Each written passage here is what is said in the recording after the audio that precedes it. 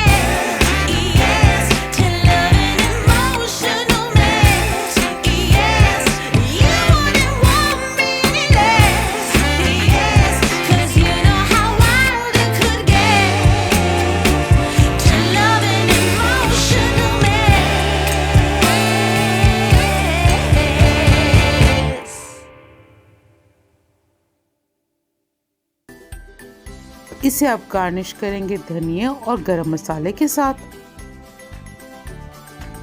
और तकरीबन 2 मिनट के लिए हल्की आंच पर रख देंगे। हमारा लजीज डिलीशियस जायकेदार कोफ्ते आलू बिल्कुल रेडी हैं सर्व होने के लिए। याद रहे इसे सर्व करें गरम गरम कुलचों के साथ। Thank you for watching our video. Keep following the channel for our next delicious recipe. Do you need some quick and easy recipes?